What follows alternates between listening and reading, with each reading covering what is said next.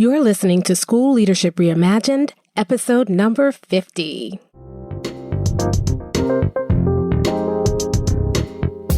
Welcome to the School Leadership Reimagined podcast, where we rethink what's possible to transform your school. If you're tired of settling for small wins and incremental improvement, then stay tuned to discover powerful and practical strategies for getting every teacher in your school moving towards excellence. Now, here's your host, Robin Jackson. Hey builders, welcome to another episode of the School Leadership Reimagined podcast. I'm your host, Robin Jackson, and today is episode 50. Yay! Today, instead of our normal training, what we're going to do is something different. I thought I'd shake it up a bit because normally on these podcasts, I kind of decide on a topic and then I give you training around that topic each week. But because this is episode 50 and because I'm feeling, a little nostalgic, I thought I'd do something different. I thought what I'd do this time is to invite you to ask me questions, and then I will do my best to answer them on the podcast. So for all of you who sent in your questions, I want to thank you so much. I told you, don't go easy on me, and you took me up at my word. You did not go easy on me. And so that's why I'm not going to be able to answer all of the questions on today's podcast because you all asked some pretty in-depth questions. So what I'm going to do is I'm going to tackle about 3 of the questions, and then I'm going to do a rapid fire at the end with some of the other questions that don't require kind of big answers on today's episode. And then what I'm going to do is save some of the other questions for upcoming episodes, either things that I'm going to be addressing on those upcoming episodes, or if you really like the Q&A format, maybe we will make this a regular part of the show. You will have to tell me what you want with that. So today is a little different. We're going to do Q&A, and I'm going to jump into the questions in just a moment. But before I do that, there are a couple of things I want to talk to you about. So first of all, I need to take a moment and just thank you. Those of you who have been listening from the very beginning, and those of you who have joined us recently, thank you for inviting me into your homes, on your walks, to your workouts, to your drive to school or your drive home from school. Thank you for inviting me into your lives and being a regular listener of this podcast. I know your time is valuable, and I don't take it for granted that you spend time with me every single week listening to this podcast. And I just want you to know how grateful I am that you do that. And I am committed to continuing to give you value and making sure that every single week I'm providing you with something that's going to help you turn your school into a success story. So thank you. Thank you for listening. Thank you for downloading. For those of you who have left reviews, honest reviews, thank you so much. I read all of your reviews. We use that feedback to help us get better. If you haven't had a chance to review the podcast yet, I'd love to hear what you think. And then I also want to thank those of you who have reached out and connected with me via LinkedIn or Facebook or Twitter. I am always thrilled when I get a chance to connect with you, and then I get to see the work that you do. We can talk offline. You can ask questions. You can share with me your success stories. And so I just want to thank you. Thank you for being here. Thank you for making me a part of your lives. Thank you for showing up each week and listening and participating and reaching out on social media. I can't tell you how much I appreciate all of you. I don't take you for granted. I find it a real honor and a privilege to be a part of your lives. Okay, so mushy stuff over, so nobody starts crying. Me, I don't start crying. And today, let's go ahead and jump into some of these questions. Now, the first question, I got this question in several different versions. And so I've kind of taken this question and, kind of mashed all of those questions together to create one version. So basically, here's the question. The district has implemented a new curriculum, intervention program, grading and reporting policy, etc. I got all of those. Anyway, so the district is implementing something new. And my teachers are not consistent in following the new policy. They feel it's another box to check when they are already overwhelmed. How do I address this problem and motivate teachers to meet these expectations? Now, I'll be honest with you, I get this question a lot. And it basically boils down to, how do I get the teachers to do what they are supposed to do? And actually, this entire podcast is dedicated to answering that question. How do you move teacher will and skill so that you can turn your school into a success story? And in fact, what we do at Mind Steps is help you do that. Turn your school into a success story with the people you already have. Well, one of the big frustrating things about any type of administrative role or coaching role is that you have to have your impact through other people. So as a teacher, I can impact kids directly. You don't have to work through anybody. As an administrator or a coach or a district leader, it's not about the direct impact. It's really your indirect impact. You see something that kids need. You want to make sure the kids are getting what they need. And you have to convince other people to do that. And so it's really frustrating. And so it's one of the things that we spend probably the most time helping people do. So this is a good question. And there's not an easy answer, but there is an answer. And so that's the good news. And in fact, a lot of the episodes that we've been doing this season have been directly addressing that answer. You see, here's the way that we typically launch a new initiative. The district says we now need to do a new grading policy, or we need to have a different approach to how we teach math, or we need to institute more intervention for students, whatever it is. The district comes up with this new program. And what we typically do is once the district announces that we're moving in this direction, we announce it to teachers, and then immediately those teachers are held responsible for implementing. And then we get frustrated when the teachers are saying, wait a minute, how does this fit in?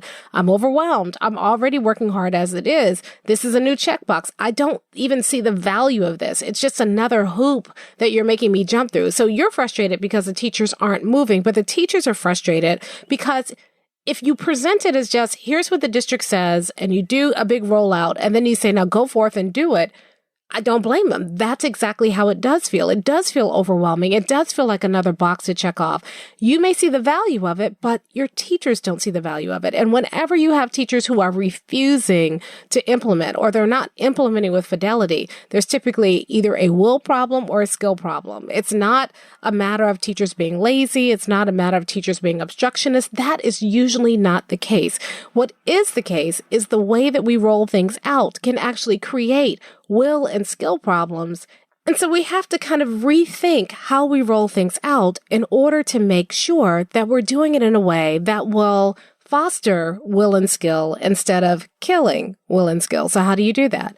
Well, at Mind Steps, we teach something that we call the Mind Steps transformation process. And there are 6 E's. A lot of people who are in our space are like, the thing with the 6 E's, that's what they call it. So we're going to have to come up with a better name for it. But right now it's the Mind Steps transformation process. And it does have 6 steps. And I've been going through the steps in the podcast. You can go back and listen to starting in, I think, episode 48, 49, and 50. And then even next week, 51, 52, and 53 are all going to go into detail about the 6-step process. But let me talk you through the process now. So if I were going to roll out, let's say, a new intervention program or a new approach to teaching kids mathematics, for instance, here's what I would do.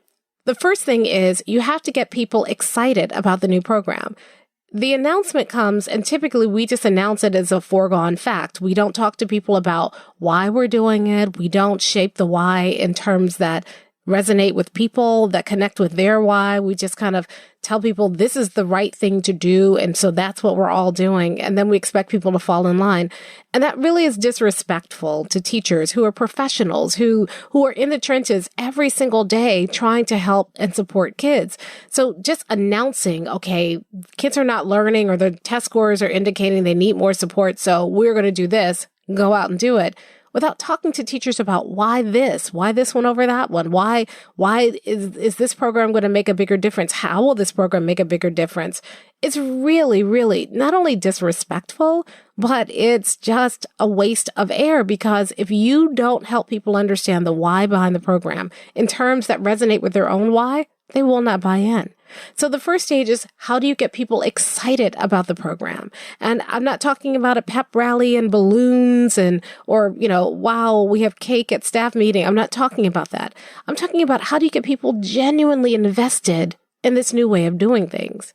And that means that you are going to have to take time to tell the story of change. You're going to have to take time to help people see why you're asking them to do something before you're going to get them to do it. And this is a step we often skip. So the first stage is to excite. The next stage is then after you get people excited, you need to give people time to explore it. A lot of times we roll out a new curriculum, we'll get one day of training, we hand people a whole bunch of curriculum documents, and then we're done. Or we follow up with additional training, which is just more new information, and we haven't given people a chance to digest the original information, and we're just piling things on. And so it does feel like one more checkbox. During the explore stage, you want to talk to people. What's your hesitation? Why might this feel overwhelming? What are some of the barriers that might keep you from implementing this and implementing it with fidelity in your classroom? This is the time to really surface people's concerns. And then after you've surfaced them, this is the time to really take them into consideration before you expect people to start doing the work. We skip this, and so the complaints show up afterwards when we see the resistance, when it's already too late, when we're already frustrated. You should, from the very beginning, once you get people excited about the idea, you should start exploring what are going to be the big barriers. How do we remove them? How do we set people up for success? And that's not something that you do in an office all by yourself. This is something that you do with the people you are expecting to implement. Giving people an opportunity to play around with it, to see what might be intimidating or overwhelming, and also showing people how this isn't one new thing. You might need to take some things off of people's plates. You may need to show people how they can integrate this new strategy with what they're already doing. If we don't take time to do that first, then it's no wonder people hesitate to implement. It's no wonder that you're not getting fidelity of implementation. It's no wonder that people may pay lip service to the idea, but never actually implement it. Because you have to give people an opportunity to explore and learn. A lot of these new initiatives, people have been spending months researching, thinking about, exploring the problem, figuring it out. They've had months to think about it. They've had months to get used to the idea.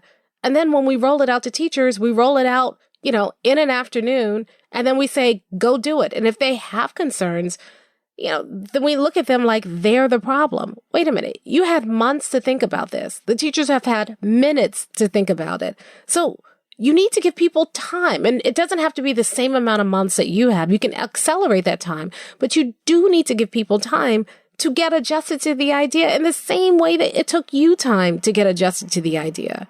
So the second stage is explore.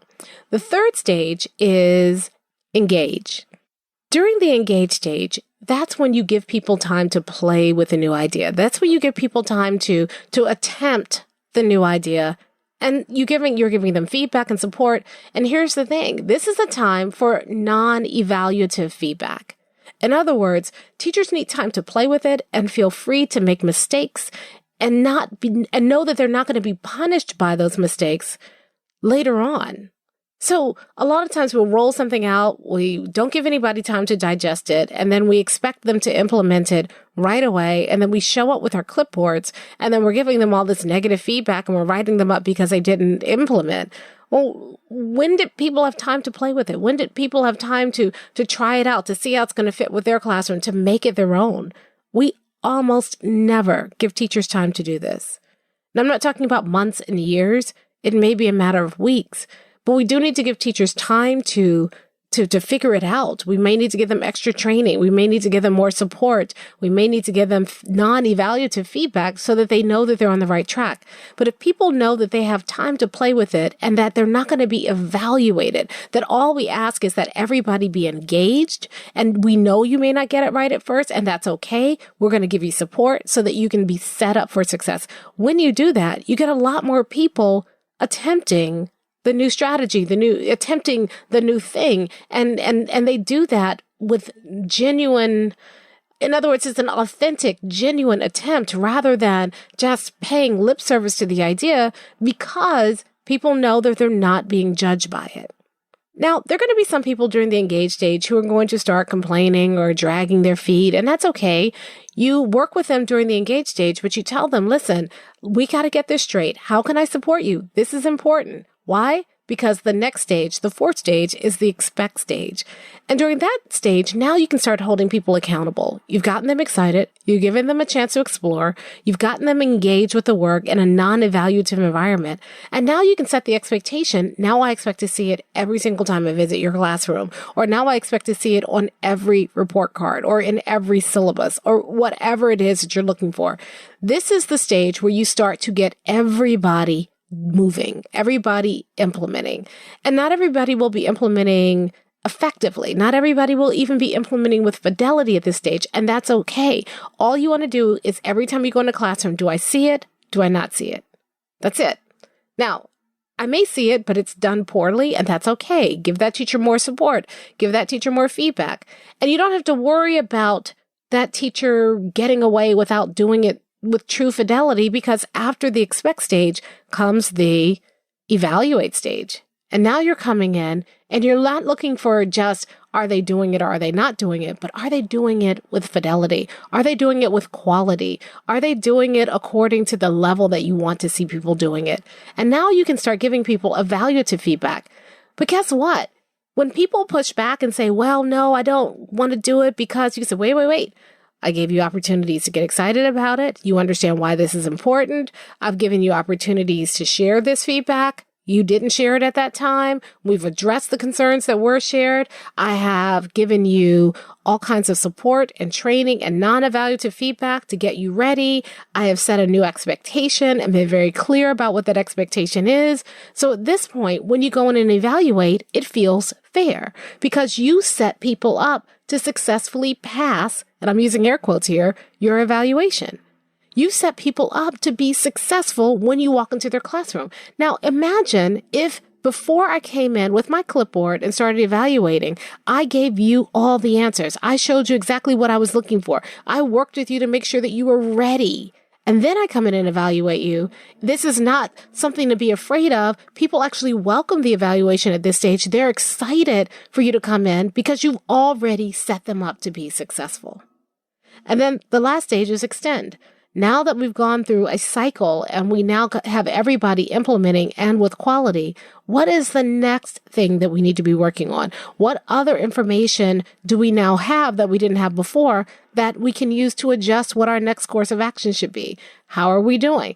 Are we seeing the changes that we said we were going to see when we implemented this? And are we seeing the results that we expected to see and that we talked about, that we hoped we would see during the excite stage? And this is how that cycle works. A lot of times we get very frustrated when people aren't implementing, when in fact, we shouldn't be frustrated at them. They should be frustrated at us because instead of using a bigger process that helped people really embrace this new change and really be successful at implementing it, we just announce the change and then expect everybody to get along, and then we write them up when they don't do that work. That's not how builders handle things. Builders say, if I want this change to be systemic, if I want this change to be something that's ingrained in our school, I have to find a way to help everybody buy into that change. I have to find a way to help everybody to be successful with that change. And I have to find a way to give people the feedback they need and the accountability they need to continue the change throughout. So a lot of times the people that we work with, when we go in, they have been trying unsuccessfully to get an implementation or get some sort of initiative going. And when we go in, they are ready to abandon the initiative. And when we show them this process and we help them take a step back and start the process over again using this process, not only do they implement the initiative, but the initiative becomes so embedded in the culture of the school that in a couple of years, people have forgotten it's an initiative. They just say, well, this is the way we do things around here. If that's the kind of implementation that you want, if you want more than people paying lip service, if you don't want to have to deal with a whole bunch of complaints, if you're not trying to overwhelm your teachers, this is the process you need to use. Start with excite, and then go to explore, and then engage, then expect, evaluate, and extend. And when you do that, that's how you get that fidelity of implementation, and you get all of your teachers on board. and cheerfully doing that. Now, I need to add this caveat. That's assuming it's not a boneheaded initiative to begin with. The Excite stage will tell you that if you can't make a compelling case for why that initiative needs to be there, you really don't need to do it. So this is assuming that the initiative actually has merit. Then take people through those 6 stages, and that will help with the overwhelm. Now, the follow-up question to that is a lot of people say, well, we've already started. And you may have already started, but you're not going to get any further. You're just going to have a rough year where you're trying to drag people through. Even if you've already started, you can back up and say, okay, let's have a conversation. And the conversation is, why aren't you doing this? The conversation is, I think that when we first announced this initiative, we didn't fully explain why it was so valuable, and going back and doing that Excite process all over again, and then giving people a small window to say, okay, now we're not seeing it in the classrooms yet. And so we want to give you some support and some feedback. So we're going to do some things to set you up. If you're struggling to get it done on top of everything else, then that's your training. We're going to show you how do we get this done and everything else done, and what do we need to take off your plate? If you're struggling because you tried it, or you're kind of doing it superficially and you're not seeing results, let's go back in and look at how you're implementing it, and let's find a way to help you implement it with more authenticity and so that way it can be more successful in your classroom. So you can still, even at this point, go back and now start from the beginning. Bring everybody together and say, let's take a pause. Let's talk again about why this is so important. A lot of people think during the Excite stage, if I tell the story of change one time, that's all I need. No, that's a big mistake. You need to continually repeat it. You need to be a broken record, because that's what it takes for people to really believe it, that it's going to be real, that you're not going anywhere, that this change that you're asking people to make is going to stick around and it's valuable, and you need to continually repeat the story at every stage of this process, because people get discouraged, people forget. You need to be that broken record. And so you can go back even now and start repeating that story of change and get that change happening. I'll say one last thing about this, and this is something that we're teaching at Builders Lab right now, is that you have to make sure that you are choosing the right initiatives. And you can't know whether or not you're choosing the right initiatives unless you have established your vision, your mission, and your core values. And those of you who've been listening for a while, you know I'm not talking about the traditional vision, mission, and core values that we were taught to do in school. Those, I'm not going to disparage them, but those are not going to get you where you need to be. I'm talking about the way that I've been teaching you on this podcast. And if you want some support with that, you can also come to Builders Lab. All of day one is about vision, mission, core value, and root cause. And until you've gone through that process, you are not ready to choose the right initiative. Now, I know for some of you, these initiatives aren't yours. They come down with the district. But if you have that vision, mission, and core values, you can find a way to take a district initiative and make it meaningful for your staff when you show them how they're connected with the vision, mission, and core values. I'll give you an example. When I was an administrator at a middle school, our district changed our grading reporting policy 2 weeks before teachers came back from pre-service. And by change, I mean they radically changed it. So all of a sudden, teachers could not give kids zeros. Teachers, if you were using a 100-point scale and kids did not turn their paper in, you couldn't give them a 0. The best you could give them was a 50%. Teachers had to accept late work. Teachers had to give kids retakes on summative assessments if kids didn't do well. And so when the teachers came back, we had to announce this, and they had 4 days to revise their syllabi and submit a syllabus that was in alignment with the grading reporting policy. And this was announced district-wide. We had a huge district. And when we first heard the news, we thought, they are going to kill us. The teachers are going to kill us. How are we going to roll this out? This is a radical departure for how we've been grading. And so we started talking about why. We started kind of figuring out, why are they changing this policy? What are they trying to accomplish? Now, the task force have been working on it for about 18 months. We had about 18 minutes to digest it before we had to roll it out to teachers, but we did our best. And then we went through this process. We started when the teachers came back after they finished breakfast. We went in and we said, okay, so let's just deal with the elephant in the room. Many of you have heard the grading and reporting policy has changed, but we want to talk about, before we get into all of the logistics of it, let's talk about why. And we had that conversation. We talked to teachers about our core values and our vision and our mission for our school and about what we wanted our students to accomplish. And then we talked about how the new grading and reporting policy changes were designed to help us achieve our vision, mission, and core values. And then the next thing we did is we said, okay, we've gotten them at least, if not excited, we've at least kept them from, kind of burning us at the stake. So that was the excite stage. And then we did some time with exploration. So then we said, now let's talk about all the things that you believe would be barriers for your getting this done this year. And teachers were saying things like, I don't have time to make an alternate assessment. How do we manage the logistics of kids coming in for retakes? Does it mean I have to give up my lunch every day or stay after school? And we went through this whole thing. Everybody's raising all these things. And we didn't try to fix everything then. We just collected them. And then after the teachers left for the day, we looked at them and we said, okay, all right, here's what the teachers are saying. And we'd also asked the teachers to tell us what's the biggest barrier. And they named 3. One was, how do I make all these additional assessments? 2 was, when am I going to have time to do this reteaching and reassessing that they're asking? And 3, I cannot stomach giving kids 50% when they didn't do anything. So we just start tackling those 3 barriers. The teacher said, if you could solve those 3 barriers, then we do it. So we got that agreement from them.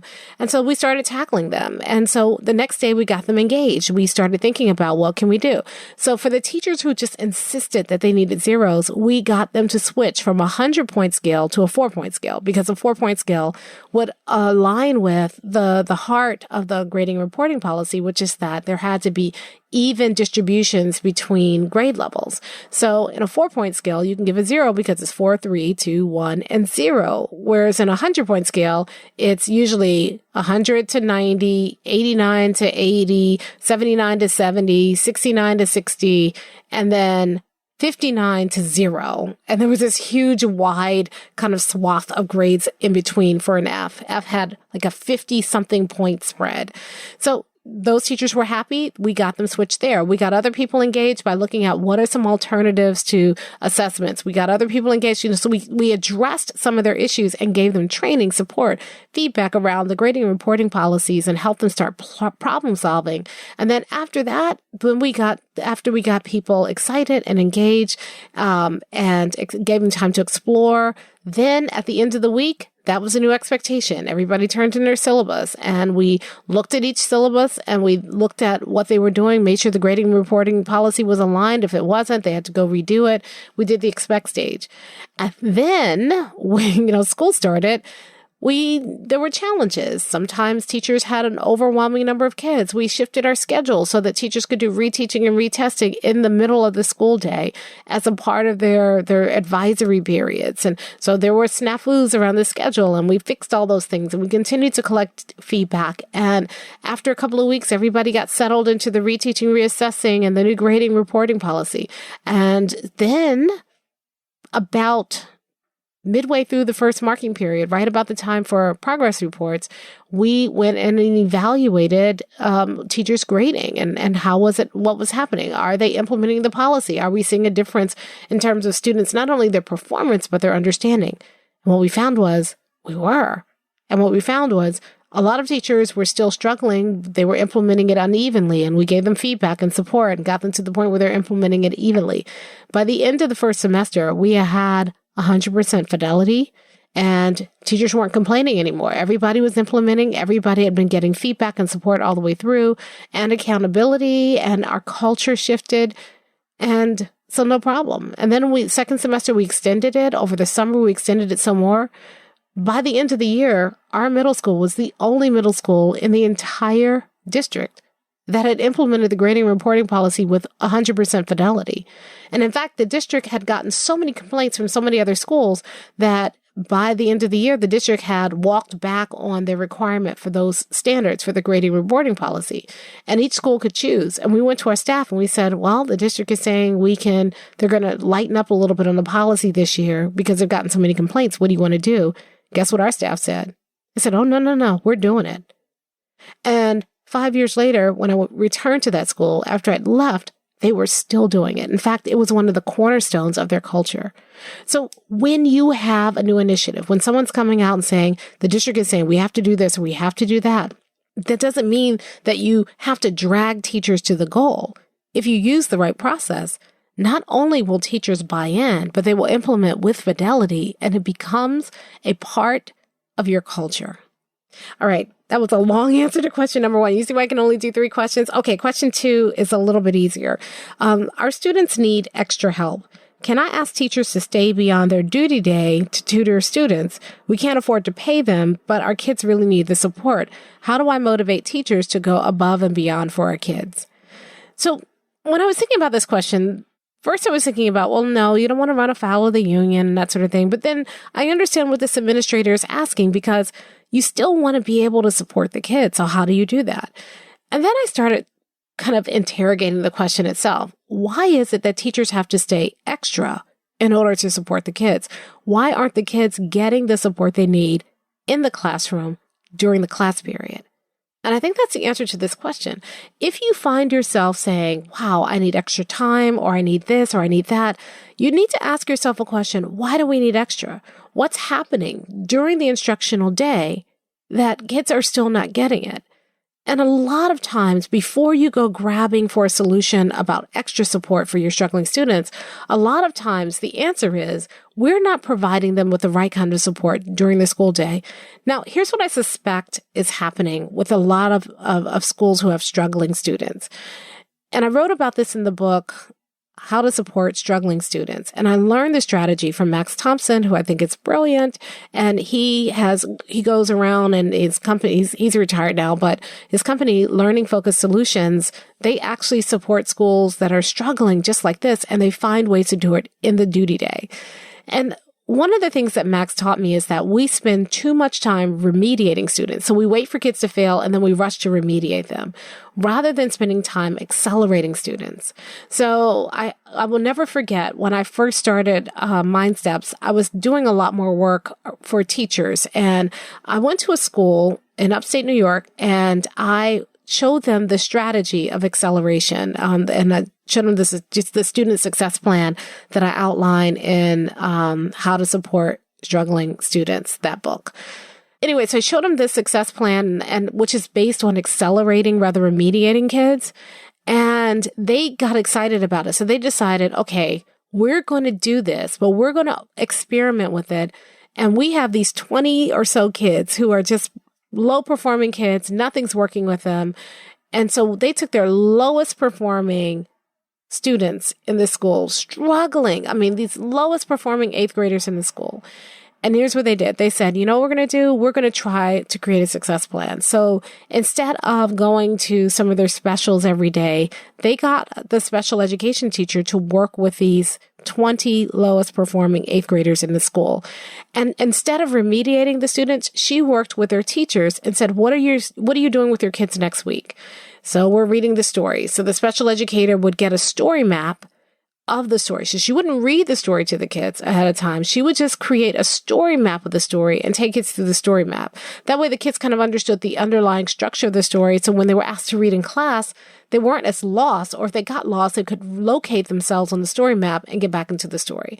If the kids were doing math problems that required a lot of times tables, then the special educator, a week or so before they actually encountered those problems, she would be going through their timetables so that she'd set them up for success. In other words, she would talk to teachers, find out what was happening, what was coming up, and then she would give the kids the tools and the strategies and the background knowledge that they needed to be successful on that upcoming learning task. After one semester of doing this, none of the kids were earning anything less than a C. These are the kids who were they were failing. They were the worst performing kids, 8th graders in the entire school. And none of them was earning a C after a semester of providing them with that acceleration.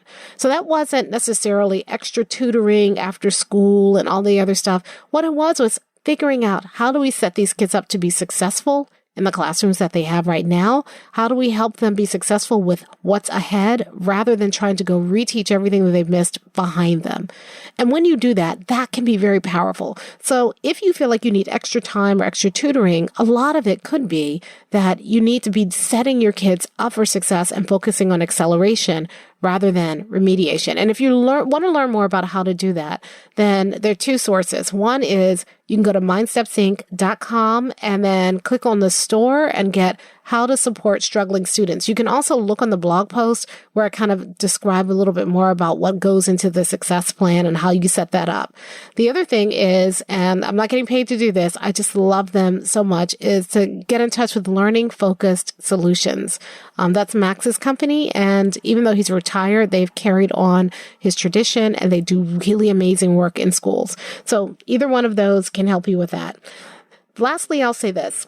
If you do need extra support, rather than continuing to ask your teachers, you need to be leveraging the resources in your community. So if after doing all of that, you find that your kids still need some extra tutoring and support, what I would do is I would contact local businesses. So I've been in schools where, we've been next to, like an IBM branch or who does IBM anymore? Like maybe Microsoft or, some sort of tech company. And what we'll do is we will talk to that company and get them to send over volunteers. Volunteers come over during their lunch period or they come after school and they commit to working with kids an hour a week or 2 hours a week and tutoring them on certain things. And then the company gives their employees incentives for doing that. So one is to partner with a local business. Another one that I've been finding really helpful lately is to talk to sororities and fraternities. A lot of the alumni chapters of sororities and fraternities have some really great resources. I have found mentors for a lot of my kids by talking to alumni chapters of sororities and fraternities. The third is local churches. I know we don't mix church and state, but local churches are a huge resource. In fact, one school where I worked as an administrator, we had a local church that managed our in-school suspension. They had volunteers working in our in-school suspension program, tutoring kids and working with kids and supporting kids. And they even had some volunteer counselors to help kids kind of think through the consequences of their actions. So churches are just like, ever since that experience, I've just been a big fan of talking to churches and seeing, they're not doing it in a denomination or a proselytizing way, but they want to give back to communities. And they often have really great volunteers to do that. And then the last one I would think about are teacher education programs. If you have a local university and you've got kids who are, freshmen or sophomore or juniors in their education majors, they would love more time in the classroom, more time to be able to support your students. So I would check there rather than asking the teachers to volunteer. Okay, so the last question that I'm going to tackle today is a question that I get asked a lot. And so I want to tackle it here. I'm going to give you kind of a broad brushstroke answer. And then if you want more information, we'll see. Okay, so here's a question. Okay, people ask, how can I do what you do? And whenever people ask me that, like when they're asking me that face to face, I always ask them, what is it that you think I do, right? Because a lot of times you see the glamorous part. You see me on stage and I am presenting to these big audiences. Or you hear I travel and that may sound really glamorous. So I want to know, is that what it is that you think I do? Because that's not what I do. That is a byproduct of what I do. What I mostly do is sit down and try to figure out problems. What I mostly do is work with clients. I do a lot, some stages and some keynotes, but, on a day-to-day basis, I am working with our coaching clients, helping them solve problems in their schools, or I am working with our people at Builders Lab, helping them during that intensive walk out of there with a clear vision, mission, and core values, and a strategy and a plan and a pathway for how they're going to move their schools, or I'm creating content. So that's what I mostly do. So the first thing is, what do you think I do? Because that's not it. The second thing is, why do you want to do what I do? I do this work almost because I can't help it. You all know my story. I've told it to you before. I was a school administrator. I was on a fast track. And right when I was being offered a promotion, I resigned because there was this book inside of me that needed to get out. And I knew that I couldn't do that and be fully present to run the school every single day. So I resigned. And then I can't help myself. The work that I do now is something I can't help myself. That's why I do it. I don't do it for the money. I don't do it for the glam.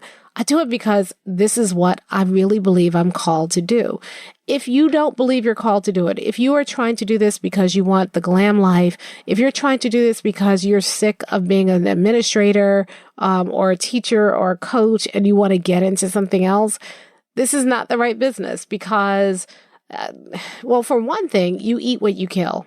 So if you don't get out there and work, you don't get paid. And I don't think people realize that. I don't think people realize just how crazy that is. You know, we're used to working and every 2 weeks a paycheck comes. But when you start your own business and you're out there consulting, you don't get a paycheck every 2 weeks. You eat what you kill, which means that not only are you delivering, but you're also making sure that you're marketing and bringing in new business and you're serving your current clients and you're producing new content. And, you know, there's a lot that goes on behind the scenes.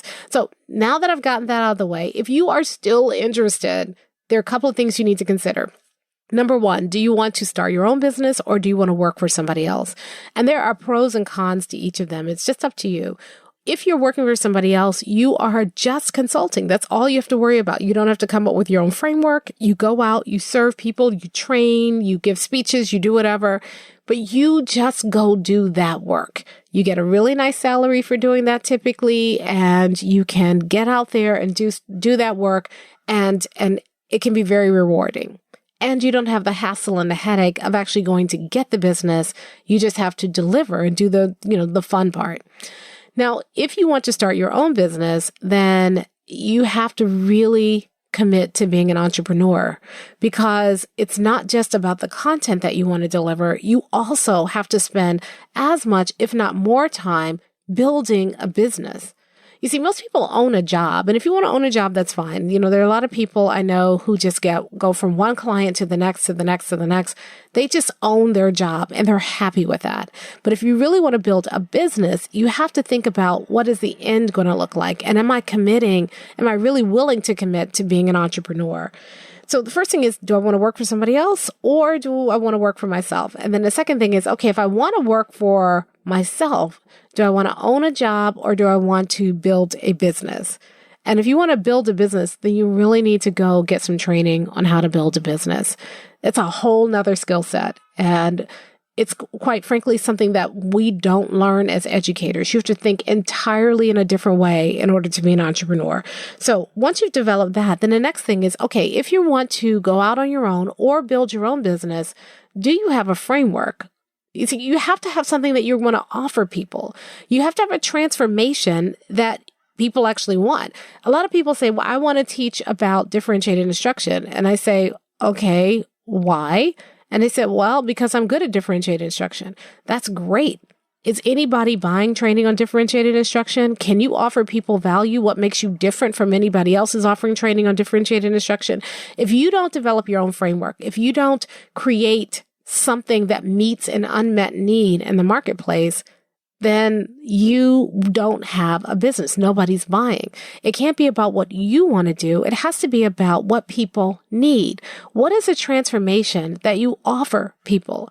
And if you can't articulate that, you're not ready to go into business. If I ask you, what is a transformation that you want to offer? And your answer is, I want to teach people how to do that because I'm really good at this. That's not the transformation. Here's an example of a transformation. I help school teachers go from creating a bunch of different lesson plans to try to meet all the needs of the kids to creating one lesson plan that is guaranteed to meet all the needs of the kids. Do you see the transformation? You are solving a real problem that people have, that people are looking for a solution to, rather than being overwhelmed or, and trying to create multiple lesson plans because you've got kids with different needs in your classrooms. I can show you how to create one lesson plan and it's going to meet all of the needs of your kids. It's going to save you a lot of time and it's going to help you be more effective with your students. That's the difference. Until you can articulate that and articulate that clearly, you don't really have a business. Now, I have a course and it shows you start to finish how to build your own consulting business. And it's closed right now because I don't have time to service it. Usually when the course opens, there are live Q&A calls in addition to the course material. And, you go 12 weeks throughout the entire course. But if you're interested in going through the course because you want to build your own business, just send me a note. You can send it to me on LinkedIn, or you can send me a note, info@mindstepsync.com, and I can send you a link if you want to get involved in the course. Now, it's a significant investment, so it's not like a $47 course. But I do that because if you're not serious, don't waste your time going through the course. The course shows you how to come up with your transformation and to come up with your idea and to then build your business and create your framework and test out your product and how do you market. It's not going to be about, what color should you use for your logo and how do you find your business cards? That's not a business. This is going to show you how to build a real thriving business, but it is a significant investment. And so if you want to go and get access to that information, just send me a note on LinkedIn or email me at info@mindstepsync.com, and I can get you a link to, a link for you, kind of a backdoor link if you want to kind of join that course. Okay, so that's all I'm going to say about that. All right, now I'm going to give you a few rapid fire questions. Here are some questions that I got that, they don't require long answers, so I thought I'd answer them really quickly. Okay, so here's the first one. What was the last flavor of ice cream you made? That's because I tell this ice cream story all the time. So for those of you who don't know, I love to cook. And I love to cook because I love to eat.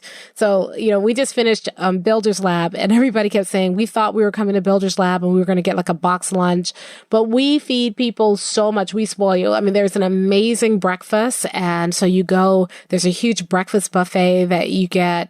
And then lunch is a huge lunch buffet. You get, multiple protein options and sides. And and then there's always soup. It's just a big buffet. So everybody's like full when we get back from Builder's Lab.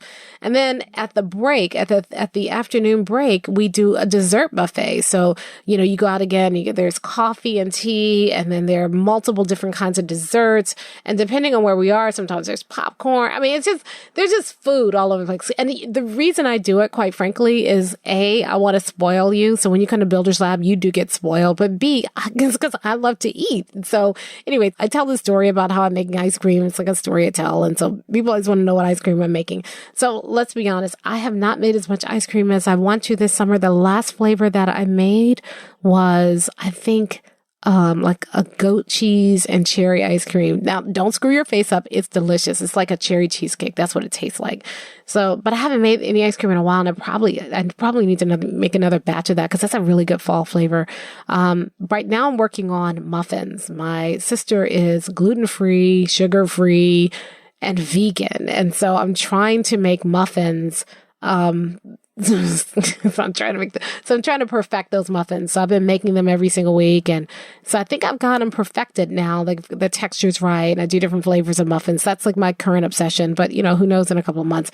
When I am traveling a lot, I don't get to cook. So when I'm home from traveling, I just go nuts in the kitchen. So anyway, that's the answer to that. All right. So somebody asked, how's your puppy? So for those of you who don't know, I have a gorgeous Cane Corso. Her name is Nola. And she's like 90 something pounds, and she's just as sweet as she can be. She is still a puppy, a big puppy now. She still tries to get on my lap. I love her to death. She is, when I come home off the road, she's always there waiting for me on the porch to greet me. In fact, now I call ahead and say I'm almost home so that the dog can be there on the porch to greet me. I love her dearly. And so that's the puppy. Okay, so some people, another question I got is, where do you live? So I live in Washington, D.C. I actually live in the city, and MindSteps, our offices are in Washington, D.C. And that doesn't mean, that's where we work. That's where, we're housed, but we go all over. So I'm all over the U.S.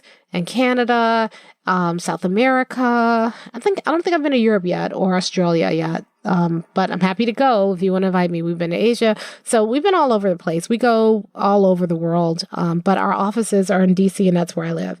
Okay. This is a funny one. So some people have called the office or have come to Builder's Lab. They want to know, is Sherry my sister? Yes, Sherry's my sister. She's also my boss. So I do what Sherry says. She's the boss of me. And then the last question I get is, this is a variation of this question. The last question is, what do you do for fun? like create more stuff for Builders Lab. I cook for fun. I love to read. I read a lot on planes, so I'm always reading. I've been listening to a lot of podcasts right now. I sound like such a nerd, but I like learning something new. I mean, if I could do that all the time, different things. I mean, I go down these rabbit holes all the time, or, take classes and, learn a new thing, a new skill, learn how to do something new. That's really kind of at the heart of what's fun for me. So, don't laugh. Don't call me a nerd just because I don't have, more interesting hobbies than that. But I love to cook. I love to read. I used to love to travel, and then I started doing it for a living. And now I just want to be home. But that's kind of what I do for fun. All right. I need to wrap this episode up because this one's been a pretty long one, but I hope you've enjoyed the Q&A format and that I've added value to your day. If you like it, let me know. Send me a note on LinkedIn or, send us a note through Twitter, Facebook. Just let me know if you like the Q&A format or if you have your own question that you'd like to see answered in an upcoming episode. I'd love to do it. All right, let's talk about next week. Next week, we're going to jump back to our format. We've already talked about excite and explore and engage. And now we get to everybody's favorite stage. How soon can I expect people to actually do the work? Well, next week, we're going to talk about the expect stage and how you can start setting that expectation and how you can start seeing people implement. How do you get everybody implementing, even the foot draggers and the naysayers? How do you get everybody implementing? And how do you do that like a builder? Thanks so much, and I'll talk to you next time. Thank you for listening to the School Leadership Reimagined podcast. For show notes and free downloads, visit schoolleadershipreimagined.com. School Leadership Reimagined is brought to you by MindSteps, Inc., where we build master teachers.